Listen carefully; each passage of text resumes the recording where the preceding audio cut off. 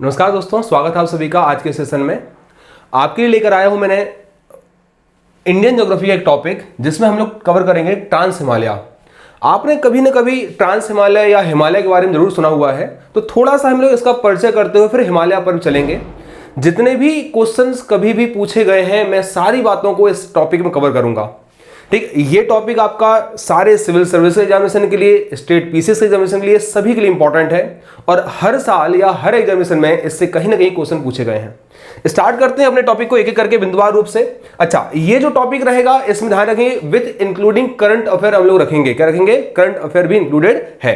देखिएगा, सबसे पहले यहां चलेंगे, जब हम लोग हिमालय कवर करते हैं तो हिमालय के टॉपिक में किन किन बिंदुओं को पढ़ना है उसे हम लोग लेकर चलेंगे। फर्स्ट, इंट्रोडक्शन ऑफ हिमालय रहेगा, एक पहली बात। दूसरी बात यहां आएगी हिमालय का एक्सटेंशन कहां से कहां तक है, विस्तार कहां से कहां तक है, वो कवर करेंगे। इसके ओरिजिन से रिलेटेड थ्योरीज कौन कौन सी हैं उन्हें हम लोगों को कवर करना है। और फिर आता है जिसमें तीन थ्योरीज बेसिकली होती हैं। पहला आएगा कॉन्टिनेंटल ड्रिफ्ट थ्योरी या महाद्वीपीय विस्थापन सिद्धांत, दूसरा आएगा प्लेट विवर्तनिकी सिद्धांत या एक तरीके से प्लेट टेक्टोनिक थ्योरी, और थर्ड रहेगा कोबर का भूसंनति सिद्धांत जिसे हम कहते हैं जियोसिंक्लाइन थ्योरी। नेक्स्ट, उसके बाद आएगा हिमालय का डिवीजन कितने पार्ट में हुआ है। तो एक तरीके से हम बात करेंगे भू आकृतिक या जियोमॉर्फिक बेसिस पर जब हिमालय का डिवीजन करेंगे तो वो टॉपिक रह जाएगा। इसके बाद प्रादेशिक या regional division of Himalaya, GS Burrard नाम के पर्सन थे, उन्होंने इसका डिवीजन किया हुआ था।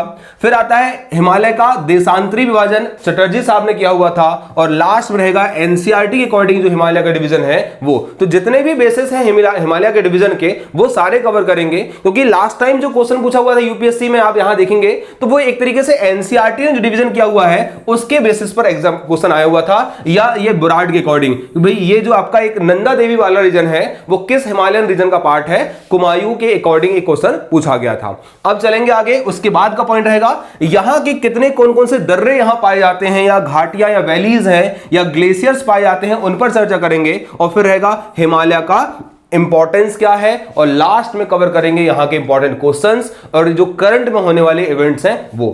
स्टार्ट करते हैं हम अपने टॉपिक को, फिर से देखेंगे हिमालय जो है उसे बोला हुआ नाम से यदि हम बात करेंगे तो हिमधन आलय से ये बना हुआ है। कैसे बना हुआ है? हिमधन आलय, ये हिंदी का वर्ड रहेगा। हिमधन आलय इसे कहेंगे एबोर्ड ऑफ स्नो या हिम का घर या बर्फ का घर।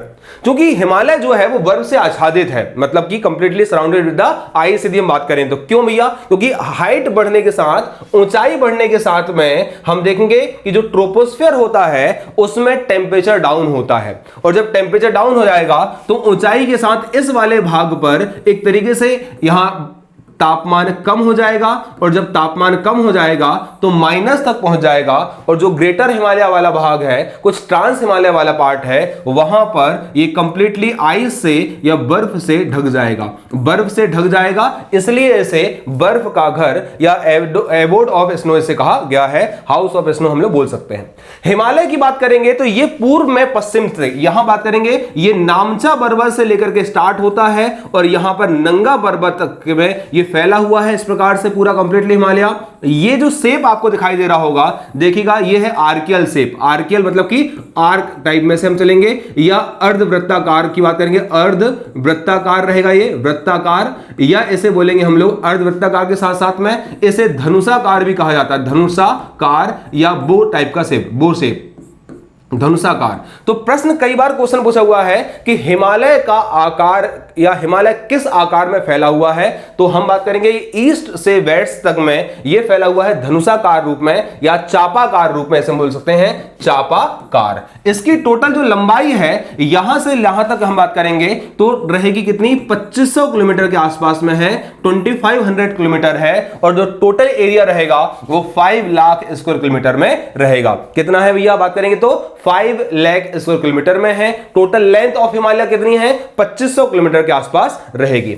अब चलते हैं यहां पर एक एक पॉइंट को हम लोग बना लें कि जब भी कभी हिमालय को हम लोग डिस्कस करें तो किन किन बिंदुओं को बेसिकली हम लोग देखते हुए चलते हैं वो।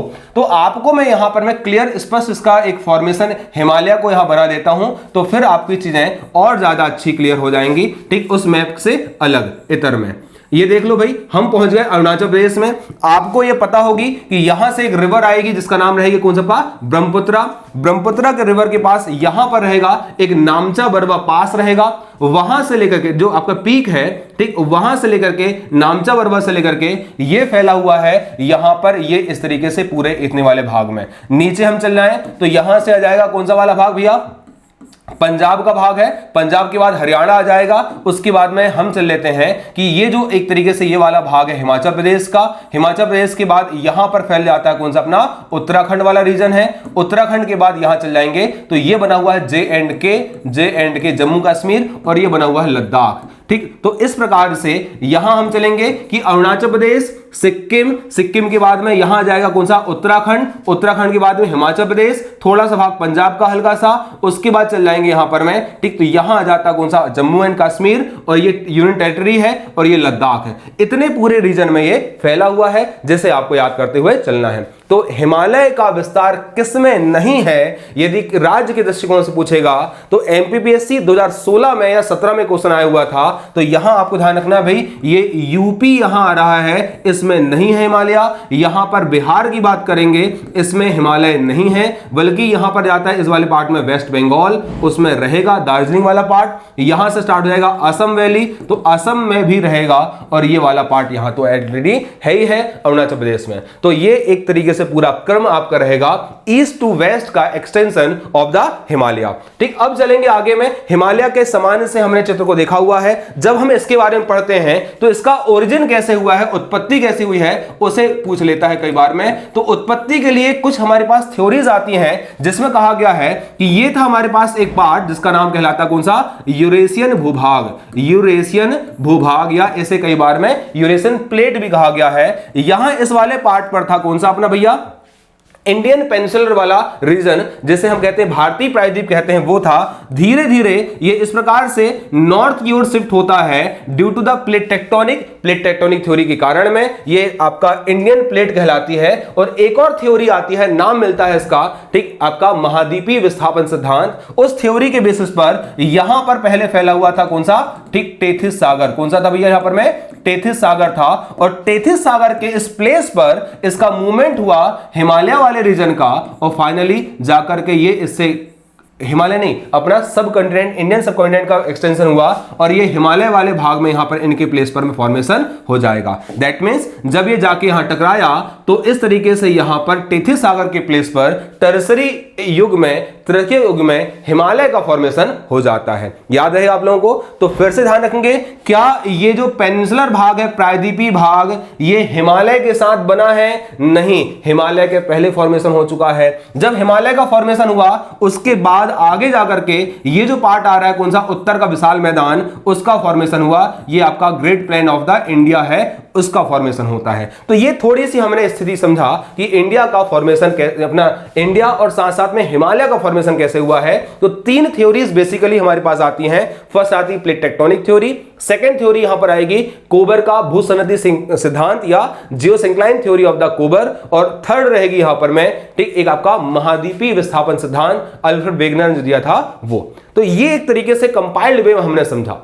अब चलते हैं यहां पर नेक्स्ट, जो हिमालय का डिवीजन है उसे हम कवर करेंगे, और आज का जो टॉपिक इंपॉर्टेंट है ट्रांस हिमालय, उसे कवर करते हुए चल जाएंगे। अब देखेंगे भाई, ये हिमालय का डिवीजन हम कवर कर रहे हैं, तो सबसे पहले जियोलॉजिकल या नाम मिल जाएगा कौन सा, geomorphic division of the Himalaya.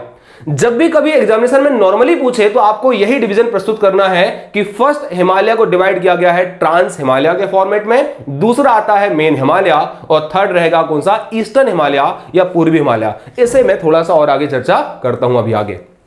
अगली बात करेंगे हिमालय का प्रादेशिक विभाजन, या इसे बोलेंगे regional division of the Himalaya या डिवीजन बाय द रिवर्स। ठीक, तो यदि बात करें तो ये जाता पंजाब हिमालय।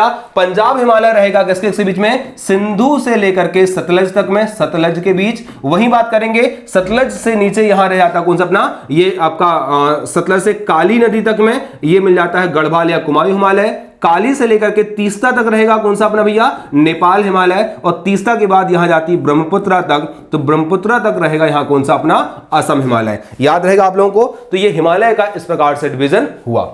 अब आ जाता है देशांतरी विभाजन की बात करेंगे। तो ये इस तरीके से इसको लॉन्गिट्यूडनल वे में ऐसे बांटा हुआ है, मतलब एक तरीके से इस प्रकार से इनको बांट करके रखा हुआ है। ठीक, ये पूरा हिमालय जो रहेगा उसको, तो एक पार्ट इधर, एक पार्ट इधर, यहां, फिर यहां, फिर यहां। तो कश्मीर हिमालय फर्स्ट जाएगा, हिमाचल हिमालय सेकंड है, थर्ड रहेगा कुमाऊं हिमालय, फोर्थ रहेगा मध्य हिमालय और लास्ट रहेगा पूर्वी हिमालय। और एनसीईआरटी ने ही कुछ इसी तरीके से डिवीजन किया हुआ है हिमालय का, वो मिल जाता है कश्मीर और उत्तर पश्चिमी हिमालय सबसे इधर आपका पार्ट। फिर आता है कौन सा, हिमाचल हिमालय, इसे हम ले लेते हैं इस प्रकार से, तो एक कश्मीर हिमालय जाएगा। फिर आता है हिमाचल या उत्तरांचल हिमालय, ये वाले पार्ट पर में। फिर आता है, आगे चल जाएंगे तो दार्जिलिंग हिमालय, फिर आता है अरुणाचल हिमालय और ये पूर्वी पहाड़ियां। इस प्रकार से इसका डिवीजन किया हुआ है। स्टार्ट करते हैं अपने यहां पर फर्स्ट वाले पार्ट का, जिसको हम कहते हैं कौन सा, हिमालय का। ठीक तरीके से भौगोलिक विभाजन, तो इस तरीके से हिमालय का जो एक्सटेंशन है पूरा इस वाले पार्ट पर में आप ये देख सकते हैं, ये कवर अप वाला रीजन हिमालय का रीजन है। इस तरीके से इसका विस्तार रहेगा इन पूरे पार्ट तक में। और जो ग्रीन आपको नजर आ रहा होगा वो आपका मैदानी भाग है, चाहे ये ब्रह्मपुत्र प्लेन हो, चाहे आपका गंगेटिक प्लेन हो, ये आपको दिखाई देगा। तो एक एक हिल्स को हम लोग कवर करते हुए चलेंगे। स्टार्ट समझिएगा, सबसे पहले भौगोलिक विभाजन, इसमें आएगा ट्रांस हिमालय, मेन हिमालय, पूर्वी हिमालय। ट्रांस हिमालय के 3 पार्ट हैं, वृहद या आपका ग्रेटर हिमालय या हिमाद्री हिमालय, फिर आता है लघु हिमालय, लेसर हिमालय, और फिर आएगा कौन सा, शिवालिक हिमालय। कभी कभी हिमालय के डिवीजन को आप ये ना बोल करके first point, second point, third point, fourth point और ये आपका फिफ्थ पॉइंट ऐसे भी आप दे सकते हैं। ये भी तरीका होता है कई बार बुक्स में, लेकिन जब आप ये तरीका प्रेजेंटेशन रखेंगे तो ज्यादा अच्छा आपका रहेगा। देखते हैं हम लोग, ये हिमालय का डिवीजन हुआ ट्रांस हिमालय। सबसे पहले समझेंगे ट्रांस हिमालय, ये सिचुएटेड है सबसे जम्मू कश्मीर और लद्दाख राज्य में, साथ में थोड़ा सा यहां मिल जाएगा जास्कर रेंज आपकी, ये नाम मिल जाएगी कहां तक, हिमाचल प्रदेश तक। देखिएगा सबसे नॉर्थ में ट्रांस हिमालय जो नाम मिला हुआ है उसका कारण क्या है, ट्रांस का मतलब होता है पार, मतलब जो हिमालय के नॉर्थ में सिचुएटेड है वो। मेन हिमालय से ये थोड़ा सा अलग, ये हो जाता है मेन हिमालय। इसके ऊपर यहां जो सिचुएटेड है वो कहलाता है कौन सा, ट्रांस हिमालय। इसे हम लोग तिब्बतियन हिमालय या तिब्बत हिमालय भी कहा जाता है, या इसे कई बार में यहां चलेंगे तो कंप्लीट जो रीजन आया हुआ है, ठीक तिब्बत हिमालय के साथ साथ या कैलाश रेंज के साथ इंक्लूड करके भी हम लोग इसको रख लेते हैं। ठीक, तो नाम मिल जाएगा तिब्बत हिमालय या फिर ट्रांस हिमालय या पार हिमालय का भाग कौन सा है, तो ये काराकोरम, लद्दाख और जास्कर 3 रेंज आती हैं। इनमें से इनका विस्तार ये कहां हो जाएगा भैया, ये वाले पार्ट पर आपको मिल जाएगा कौन सा, जम्मू एंड कश्मीर, फिर मिल जाता है कौन सा, लद्दाख राज्य, और नीचे मिल जाएगा कौन सा, हिमाचल प्रदेश। इसके बाद चलेंगे मुख्य हिमालय का डिवीजन जो हुआ है वो यहां से जाता है, ठीक, महान या greater Himalaya first, north to south में, लघु या लेसर हिमालय, फिर जाता है शिवालिक हिमालय। इसके बाद चलेंगे तो ये जाता है कौन सा, पूर्वोत्तर की पहाड़ियां या ईस्टर्न हिल्स। समझेंगे यहां पर हमारे पास आया कौन सा, ट्रांस हिमालय। इसे कहा जाता है पार का हिमालय या इसके आगे का हिमालय, हिमालय के जो उत्तर में फैला हुआ है वो। दूसरी बात करेंगे, ये इसे तिब्बत हिमालय के नाम से भी जाना हुआ है और ये टेथिस सागर के स्थान पर ये बना हुआ है। यहां पर चूंकि ये एक तरीके से टर्सरी एरिया में बना हुआ था, तो यहां इसके जो एक तह वाला भाग है, जो इंटरनल स्ट्रक्चर है, उसमें यहां देखेंगे तो जीवाश्म या फॉसिल भी पाए जाते हैं। जीवाश्म या फॉसिल का एग्जिस्टेंस यहां रहेगा, याद रखिएगा।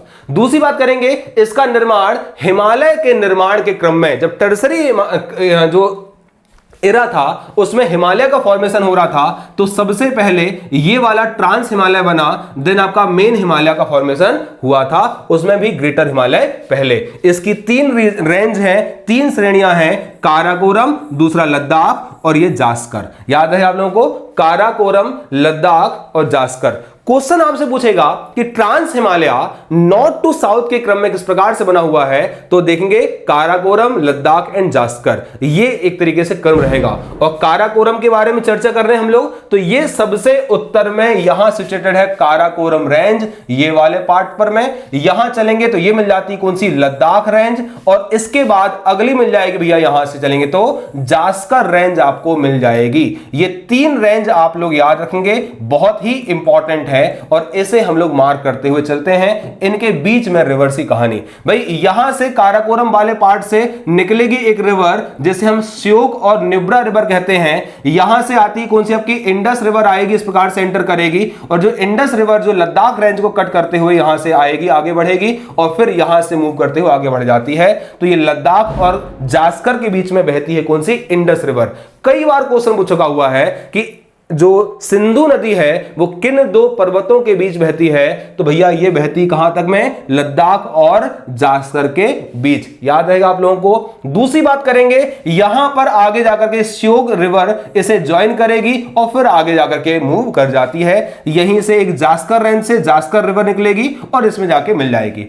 ठीक, ये इस तरीके से आपको क्या करना होता है, पढ़ना होता है। हमको भी पढ़ना है, हमको हमेशा याद रखना है कि किन पहाड़ियों के बीच में क्या क्या सिचुएटेड है और इनके अलावा यहां पर रिवर्स और बाकी चीजें पाई जा रही हैं। ठीक, या फिर पास में लेक्स जो फॉर्म हो रही हैं उनको भी कवर करते हैं। ग्लेशियर्स कौन कौन से हैं वो भी। तो जो कंप्लीट आपका ट्रांस हिमालय वाला भाग है वो शुष्क वनस्पति से एक तरीके से आच्छादित है।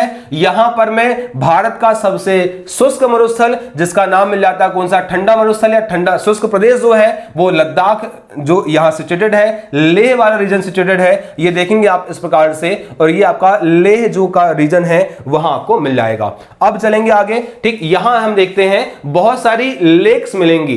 क्वेश्चन 2 से 3 बार पूछ चुका है कि जो जम्मू कश्मीर में लद्दाख रीजन या ट्रांस हिमालय के पास वाली जो रीजन है वहां पर लेक कैसी हैं। तो हम सोच रहे हैं यार बर्फ है, बर्फ मतलब कि यहां पर में मीठे पानी या फ्रेश वाटर की लेक होंगी। फ्रेश वाटर की लेक के अलावा यहां पर सैलाइन या खारे पानी की झीलें भी पाई जा रही हैं। ये आप याद रखिएगा, बहुत ही इंपॉर्टेंट है। जिसमें सो मोरोरी या मोरोरी झील रहेगी, इंपॉर्टेंट। ये भारत की सबसे ऊंचाई पर स्थित एक आपकी झीलों में से एक है। यह एक प्रकार की खारे पानी की झील है, साल्ट वाटर लेक रहेगी। दूसरा रहेगी पेंगोंग सो लेक। ये एक तरीके से आपका इंडिया और जो आपका एक तरीके से ध्यान रखना है कौन से, चाइना के बीच में बाउंड्री शेयर करती है। ठीक, इसी के पास ध्यान रखेंगे हम लोग। इस प्रकार से आपका फिंगर 1, फिंगर 2, फिंगर 3 बना हुआ है। टोटल फिंगर 8 तक बना हुआ है, जिसमें फिंगर 1, 2, 3 तक इंडिया का कंट्रोल, उसके बाद में यहां पर चाइना का कंट्रोल है। लेकिन हम इसे आगे पूरा अपना कंट्रोल मानते आ रहे हैं। ठीक, लेकिन यहीं पर विवाद थोड़ा सा बना हुआ है। वहीं चलेंगे आगे चल के मिल जाती है सोकार लेक। ये एक तरीके से लद्दाख के दक्षिणी भाग में रुसू के पठार के पास से बनी हुई है, इंपॉर्टेंट। ये भी एक प्रकार से खारी लेक रहेगी। और एक रहती है यहां पर में चुसुल वैली के पास, यहां पर में एक छोटी सी एक आपका घाटी वाला रीजन बना हुआ है इनके नीचे साइड में। ठीक, तो चुसुल वैली अगला आ जाएगी। यहां हम ध्यान रखेंगे ये चुसुल लद्दाख के लेह जिले में सिचुएटेड है, ध्यान रखेंगे। और इसी के पास में आपका रेजांगला दर्रा और पेंगोंग सो लेक ये आपकी सिचुएटेड है, याद रखिएगा। तो इस प्रकार से वैली क्या होती है समझेंगे हम लोग। तो वैली होती है दो पहाड़ियों के बीच का जो क्षेत्र होता है वो होता है घाटी। क्या होता है भैया, ये घाटी या वैली होता है। ठीक, समतल मैदान टाइप का भाग बन जाता है। यहां लोग समांतर रहने कार्य करते हैं। कई बार में यहां पर में एक तरीके से बहुत अच्छा एक हिल स्टेशन का डेवलपमेंट हो जाता है। अब चलेंगे आगे। ठीक, नेक्स्ट यहीं पर सिचुएटेड है हेमिस नेशनल पार्क। ठीक, याद रखना आपको, हेमिस नेशनल पार्क भारत का सबसे बड़ा एरिया के बेसिस पर बनने वाला नेशनल पार्क है। ये ध्यान रखेंगे, उद्यान के जो आपका नेशनल पार्क है उसके उत्तर में इंडस रिवर बहती है और जो ध्यान रखेंगे जास्कर श्रृंखला इसके दक्षिण में सिचुएट है। ठीक, याद रखेंगे हम लोग यहां पर में। और इसी के बाद से आपकी मरखा, सुमदाह और रुमक आपके जलग्रह यहां पर में शामिल किए जाते हैं। अब चलेंगे आगे। ट्रांस हिमालय में पहली हमारे पास रेंज आई, नाम मिलेगा यहां पर कौन सी, काराकोरम रेंज है। और काराकोरम रेंज आप ध्यान रखिएगा ये पूरी बनी हुई है भारत की सबसे ऊंची चोटी K2, इसी पर बनी हुई एक इंपॉर्टेंट रेंज है। इसके बाद चलेंगे, यहीं पर बना हुआ है अघिल दर्रा, काराकोरम पास बना हुआ है और यहीं पर मिल जाएगा सियाचिन ग्लेशियर जो भारत का सबसे ऊंचा या पूरे विश्व का सबसे ऊंचा युद्ध स्थल है। याद रहेगा आप लोगों को। तो पूरे विश्व का सबसे ऊंचा युद्ध स्थल कौन सा है, सियाचिन ग्लेशियर। भारत की सबसे ऊंची चोटी कौन सी, the highest peak of India कौन सी है, K2। इसे कहते हैं गार्डविन ऑस्टिन भी कहते हैं। 8611 मीटर इसकी हाइट रहेगी। वहीं चलेंगे आगे यहां पर में, तो इधर बना हुआ है पामीर का पठार जिसे हम कहते हैं पामीर ग्रंथि भी कहते हैं। और ये एक तरीके से याद रखिएगा विश्व की छत या रूफ ऑफ द वर्ल्ड भी कहलाती है। अब चलते हैं थोड़ा सा और आगे। तो ये हमने देखा काराकोरम रेंज। काराकोरम रेंज की बात करेंगे तो इसे the backbone of high Asia भी कहा गया है, और ये किर्गिज जो लैंग्वेज है, यहां ध्यान रखेंगे किर्गिस्तान ऊपर लग जाता है, तो किर्गिज लैंग्वेज का शब्द है जिसका मतलब होता है काली या भुरभुरी मिट्टी, और यहां पर मैं ये काराकोरम जो रखा हुआ है वो एक तरीके से तुर्किश भाषा का शब्द ठीक कुर्रा कुर्रम है, जिसका मतलब होता है ब्लैक रॉक या ब्लैक माउंटेन, इसलिए इसे हमारे यहां संस्कृत में या पहले कृष्णगिरी भी कहते थे या काला पहाड़ भी कहा जाता था। तो प्रश्न पूछेगा काराकोरम का पुराना नाम क्या है, या इसे किस नाम से जानते हैं, तो कृष्णगिरी के नाम से या ब्लैक माउंटेन के नाम से भी जाना जाता है। इनके अलावा कान्हागिरी या कन्हेरी नाम भी दिए गए हैं। अब चलें और आगे, तो भैया इसकी टोटल जो लेंथ है यदि हम देखेंगे तो 500 किलोमीटर के आसपास है, और जो हाइट यहां पर मैं देखेंगे K2 सबसे ऊंची चोटी है, 8611 मीटर इसकी हाइट रहेगी।